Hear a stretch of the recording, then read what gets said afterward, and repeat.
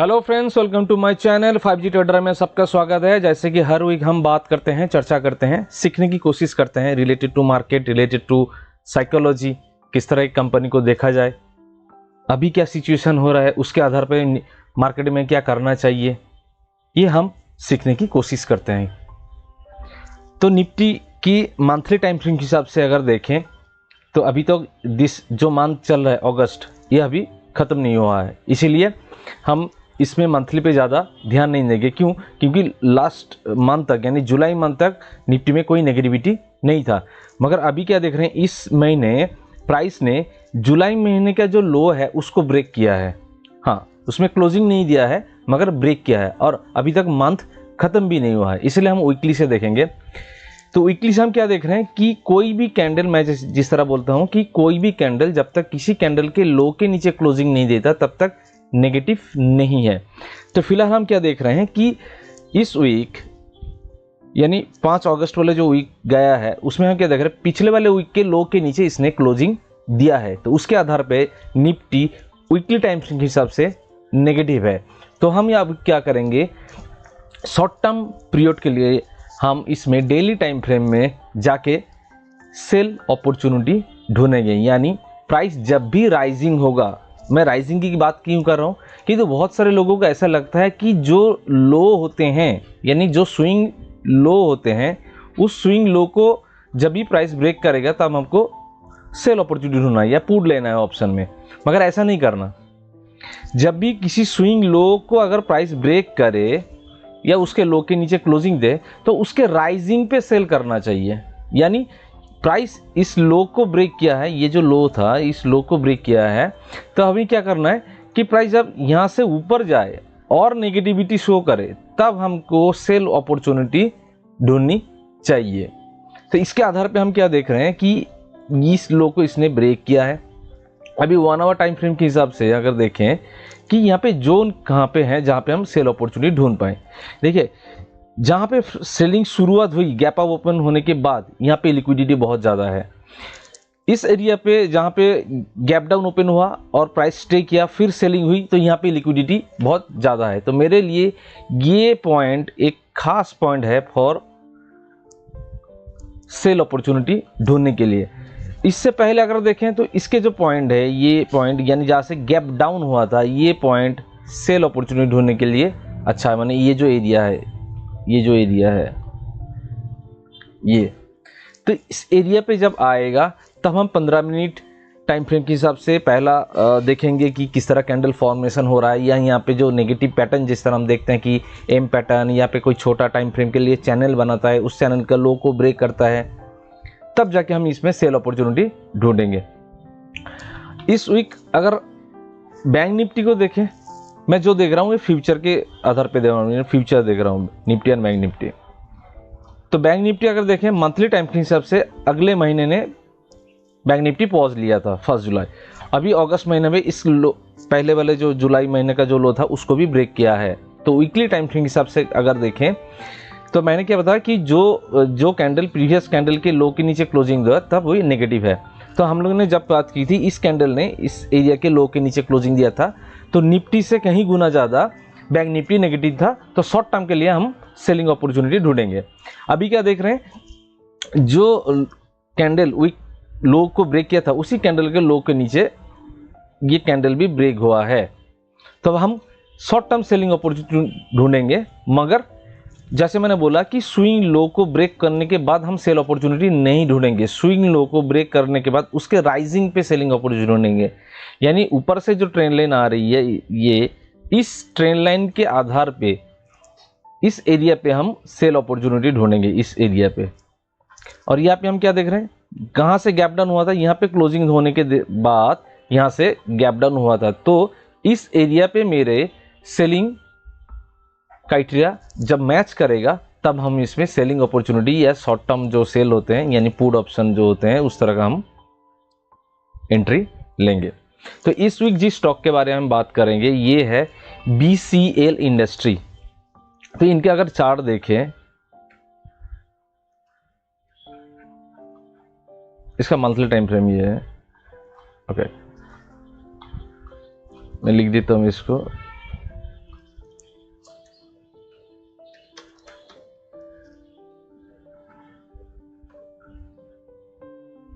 BCL industries.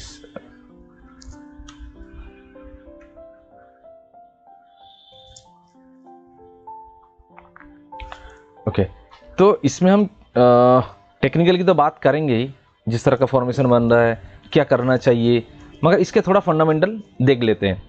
अगर fundamental देखें, ये इसका मार्केट कैपिटलाइजेशन कितना है, 1782, यानी एकदम छोटे कंपनी है, स्मॉल कम कंपनी है। मैं पहले से बता देता हूँ, ये कोई बाइंग एंड सेलिंग रिकमेंडेशन नहीं है। इस तरह के कंपनी बहुत ही रिस्क होते हैं क्योंकि ये छोटे कंपनी है, और इस तरह कंपनी ही मल्टीबैगर बनते हैं क्योंकि इसमें अगर वो पोटेंशियल रहता है या ग्रो करता है तो इस तरह का company he in future multibagger बनते हैं। तो मार्केट कैपिटलाइजेशन के हिसाब से बहुत ही छोटे कंपनी है। मैंने कहा इसका बिजनेस क्या है, इसका बिजनेस अगर हम देखें तो क्या देखा, India largest agro processing manufacturing company है ये, ठीक है। क्या करता है, edible oil, rice milling, gain based distillery and real estate business में इन लोगों का हिस्सेदारी, यानी मल्टीपल सेक्टर में ये लोग काम करते हैं। और इसका प्रेजेंट कहाँ पे, खास करके पंजाब एंड वेस्ट बंगाल में है। तो इनके अगर डिटेल में आप पढ़ोगे तो ये समझ में आएगा कि कंपनी क्या क्या कर रही है। तो इसमें थोड़ा सा हम लुकआउट ले लेते हैं कि अभी क्यों इस कंपनी को देख रहे हैं, क्योंकि इस कंपनी के अंदर रिसेंटली कुछ कुछ चेंजेस हुए हैं। जैसे कि ये कंपनी अपने जो कैपेसिटी है इसको बहुत ही ज़्यादा एक्सपेंशन कर रही है। देखो एक्सपेंशन 2025 तक इन लोगों का जो कैपेसिटी है वो 850 KLPD में इंक्रीज कर रहा है। पहले कितना था 75, अभी कितना है 850। तो बहुत ज़्यादा एक्सपेक्टेशन लेके ये लोग ग्रो कर रहे हैं। और बायो आप अगर डिटेल में पढ़ोगे तो इसको पता चलेगा कि बायो डीजल प्रोड्यूस में ये लोग और भी ज़्यादा इंटरेस्ट लेके काम कर रहे हैं। तो ये आपको शो करेगा कहाँ पे, ये डिटेल आप पढ़िएगा। उस एज वेल एज आप डॉक्यूमेंट्स में जाके जो कॉन्फ्रेंस कॉल होते हैं उसके अगर नोट में जाएंगे तो इसमें आपको दिखाई देगा कि डिस्टिलरी जो segment experience marketable growth in ethanol production 2024, और इसमें इनका जो इंटरेस्ट है ये बहुत ही ज़्यादा बढ़ रहा है। जो कैपेसिटी है अभी कितना है, जैसे माना 75 कैपेसिटी है, इसको अगले 2 साल में ये लोग 850 कैपेसिटी में एक्सपेंशन करने की सोच रहे हैं। और उसके आधार पर ये लोग अपना कैपेक्स अनाउंस कर रहे हैं, जो हमको दिखाई देता है इस कंपनी के बैलेंस शीट में। जो बैलेंस शीट में इनके एक्सपेंशन नज़र आ रहा है, जहाँ पे 2022 में ये लोगों का फिक्स एसेट था 153 करोड़, ये बढ़ के अभी हुआ है 641 करोड़। तो उसके आधार पे इन लोगों ने कुछ इंटरनल प्रॉफिट से इन्वेस्ट किया है, एज वेल एज इसने थोड़ा सा बोरिंग को भी एक्वायर किया है। इसके साथ साथ इनका रिजर्व भी बढ़ रहा है। एंड प्रॉफिट एंड लॉस की अगर बात करें, जहाँ पे 2017 में इन लोगों का सेल्स था करीब 642 करोड़, अभी वो बढ़ के हो चुका है करीब 29 करोड़, यानी कम से कम 3 गुना से ज़्यादा इनका सेल्स इंक्रीज हुआ है। एज वेल एज इनके जो सेल्स यानी सेल के साथ साथ जो प्रॉफिट है ये 10 करोड़ से बढ़ के हुआ है 96 करोड़, यानी 10 टाइम्स इनका प्रॉफिटेबिलिटी इंक्रीज हुआ है। सेल्स 3 टाइम इंक्रीज हुआ है मगर प्रॉफिटेबिलिटी 10 टाइम्स इंक्रीज हुआ है। इसका मतलब क्या है, इसका मतलब इनके ऑपरेटिंग प्रॉफिट मार्जिन ये बढ़े हैं, यानी कॉस्टिंग घटा है और प्रॉफिटेबिलिटी बढ़ा है। जहाँ पे 2017 में इन लोगों का ऑपरेटिंग प्रॉफिट मार्जिन ओनली 6% था, ये 1.5 गुना बढ़ा है, कम से कम 9% बढ़ा। हाईएस्ट एवर ऑपरेटिंग प्रॉफिट बढ़ा है, हाईएस्ट एवर सेल्स है कंपनी का, highest ever net profit generate कर रहा है कंपनी, एंड कंसिस्टेंस ग्रो होते हुए नजर आ रहा है। उसके साथ साथ कंपनी एक्सपेंशन कर रहा है, यानी एक कंपनी ग्रो कर रहा है, एक कंपनी एक्सपेंशन भी कर रहा है और एक कंपनी फ्यूचर प्लान भी कर रहा है। तो उसके आधार पे एक सुइटेबल कंपनी होने के लिए, एक फ्यूचर पर्सपेक्टिव कंपनी होने के लिए जो जो क्राइटेरिया होने चाहिए इसके अंदर ये नज़र आ रहा है।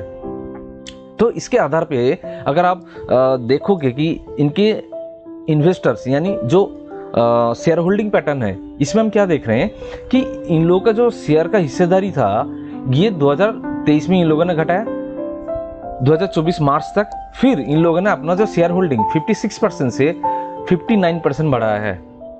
और अगर एफआईस की देखें तो एफआईस ने लास्ट 4 क्वार्टर में इन लोगों का पोजीशन बढ़ाया है, कभी बढ़ाया कभी घटाया, मगर अभी इन लोगों का पोजीशन है। मगर ध्यान देने बात होगी, रिटेल जो होल्डिंग है इनका शेयर होल्डिंग घटा है, तो अच्छा है, रिटेल होल्डिंग घट रहा है, स्ट्रॉन्ग हैंड के पास मेजॉरिटी ऑफ स्टेक जा रहा है, तो ये अच्छा है। तो ये और भी डिटेल में हमको पढ़ना चाहिए। क्रेडिट रेटिंग्स आप इसको पढ़िए, कॉन्फ्रेंस कॉल इसके पढ़िए कि कंपनी के अंदर अभी फिलहाल क्या हो रहा है, जिसके आधार पे हम जज करें कि कंपनी को रिसेंट चेंजेस आने की प्रोबेबिलिटी क्या है। देखिए, एक कंपनी ग्रो कर रहा है और ये कंपनी ग्रो क्यों करेगा, क्योंकि इसके अंदर हमको देखना पड़ेगा इसका फ्यूचर प्लान क्या है, मैनेजमेंट क्या कर रहा है और किस तरह का मैनेजमेंट जो बोल रहा है उसको किस तरह से देख रहा है। तो हम लोगों ने अभी तक जितने सारे पढ़ाई की, इसके आधार पे हम क्या देख रहे हैं कि कंपनी कहीं ना कहीं ग्रो कर रहा है। तो अगर इसका वैल्यूएशन देखें, यानी पी अगर रेशियो देखते हैं, ये एवरेज पी से थोड़ा सा ऊपर चल रहा है, ठीक है। जहां पे 11 था, ये करीब अभी चल रहा है 18, ठीक है। तो पी घटना चाहिए। क्यों? पी तभी घटेगा जब इनका प्रॉफिटेबिलिटी और भी इंक्रीज होगा। अगर प्राइस टू बुक वैल्यू देखें तो price to book value near to average में चल रहा है, जहाँ पे 22.1 है, अभी चल रहा है 2.5। तो बुक वैल्यू सही है। तो बुक वैल्यू सही क्यों है? क्योंकि इनका रिजर्व लगातार बढ़ रहे हैं, रिजर्व लगातार बढ़ रहे हैं, इसलिए इनका बुक वैल्यू और भी अच्छा आ रहा है। तो इनके अगर मार्केट कैप टू सेल्स देखें, मार्केट कैप टू सेल्स क्या होता है, उसका मार्केट कैपिटलाइजेशन कितना है? इनका मार्केट कैपिटलाइजेशन है 1700 करोड़ से ज़्यादा थोड़ा सा, और इनका प्रॉफिट कितना देख रहे हैं? 21 से ज़्यादा। यानी मार्केट कैपिटलाइजेशन जितना है उससे ज़्यादा इन लोगों का सेल्स है। तो ये काबिले तारीफ पॉइंट होता है। एक कोई भी कंपनी का जितने सारे मार्केट कैपिटलाइजेशन होते हैं और उससे ज़्यादा अगर उनका सेल्स होता है तो ये एक पॉजिटिव साइंस, एक पॉजिटिव पॉइंट होते हैं। तो अभी तक जितने सारे पार्ट हम लोगों ने देखा, ग्रोथ है एज वेल एज वैल्यूएशन भी ठीक ठाक है, और भी थोड़ा सा लो वैल्यूएशन रहता तो बेहतर होगा। तो इन फ्यूचर हमको लुकआउट रखना होगा कि इनके क्वार्टरली रिजल्ट किस तरह आ रहे हैं, इनके मार्जिन किस तरह इंप्रूव हो रहे हैं, इनका वैल्यूएशन किस तरह मैच कर रहा है, ये हमको नजर रखना होगा फंडामेंटली। एंड अभी टेक्निकली अगर देखें तो मंथली स्ट्रक्चर के हिसाब से हम क्या देख रहे हैं, प्राइस अपने हायर हाई बनते हुए नजर आ रहा है, हायर हाई बनते जा रहा है। और हर टाइम जब प्राइस पुल बैक ले रहा है, जब भी प्राइस पुल बैक लेता है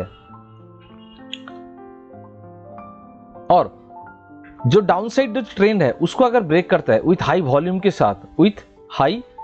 साथ, तब प्राइस ऊपर जाने की प्रोबेबिलिटी और भी बढ़ जाता है। अभी रिसेंट जो सिनेरियो है वो भी हम जो देख रहे हैं, यही सिनेरियो हमको नजर आ रहा है कि जो हाई गया है और उसका पुल बैक लेके प्राइस ऊपर जाने की कोशिश कर रहा है, और हाई वॉल्यूम के साथ, एक्स्ट्रा ऑर्डिनरी हाई वॉल्यूम। इस कंपनी अगर देखें तो वॉल्यूम बहुत ही ज़्यादा से ग्रो कर रहा है, बाई वॉल्यूम। तो अगर हम वीकली टाइम फ्रेम देखें तो क्या देख रहे हैं कि प्राइस जिस लेवल से ऊपर जा रहा है, ये एक क्वालिटी जोन पे जा रहा है। हर किसी को मालूम है ये पॉइंट एक रेसिस्टेंस पॉइंट था, इसको ब्रेक किया प्राइस, अभी ये रेसिस्टेंस पॉइंट एक सपोर्ट पॉइंट बनते हुए नजर आ रहा है, ठीक है। उसके साथ हम क्या देख रहे हैं, नीचे से जिस तरह का प्राइस स्ट्रक्चर बनते हुए नजर आ रहा है, तो कभी भी प्राइस अपने ट्रेंड लाइन को ब्रेक करके नीचे नहीं गया है, ऊपर ही है, हर टाइम सपोर्ट लेके ऊपर ही गया है। तो प्राइस अभी जिस क्वालिटी जोन पे है, यानी एक हॉरिजॉन्टल सपोर्ट है एज वेल एज एक ट्रेंड लाइन सपोर्ट है। एंड सेकेंड चीज ये है कि ऊपर से जो पुल बैक ले रहे हैं उसका भी ट्रेंड प्राइस ब्रेक कर रहा है, यानी उसका जो एंगल धीरे धीरे प्राइस ब्रेक कर रहा है। जब तक प्राइस अपना डाउनसाइड ट्रेंड एंगल को ब्रेक नहीं करता, तब तक प्राइस ऊपर जाने की प्रोबेबिलिटी नहीं आएगी। तो हम यहाँ पे क्या देख रहे हैं कि प्राइस ने 1 टाइम 2 टाइम अपना डाउनसाइड ट्रेंड को ब्रेक किया है। और अगर आप डेली टाइम फ्रेम में जाओगे तो क्या नजर आएगा कि डाउनसाइड ट्रेंड को ब्रेक करने के बाद, डाउनसाइड ट्रेंड को ब्रेक करने के बाद प्राइस ने अपना जो हाई था उसको ब्रेक करके हायर हाई फॉर्मेशन बनाया और उसका ही पुल बैक ले रहा है। यानी इस चीज को समझे अच्छी तरीके से। एक होता है कि एक हायर टाइम फ्रेम में प्राइस इस तरह जा रहा है, तो क्या जा रहा है, रान पुल बैक, रान पुल बैक।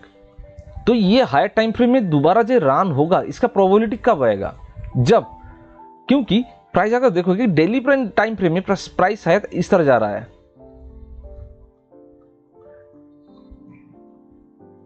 तो ये जो डाउनसाइड ट्रेंड आ रहा था, इसको ऊपर जाने की प्रोबेबिलिटी तब होगा जब डेली टाइम फ्रेम में प्राइस अपना हायर हाई स्ट्रक्चर बनाएगा और उसका पुल बैक लेगा, तब उस पुल बैक में हम एंट्री लेने की सोचेंगे। तो इस तरह का फॉर्मेशन यहां भी हो रहा है कि higher time frame positive structure है और उस पॉजिटिव स्ट्रक्चर में जो पुल बैक ले रहा है, उस पुल बैक में डेली टाइम फ्रेम में यहाँ पे हायर हाई बन रहा है, और नीचे से अगर एक ट्रेंड लाइन ड्रॉ करे टू स्विंग्स को कनेक्ट करके, तो ये जो एरिया है, ये जो पॉइंट है, ये मेरे लिए खास है।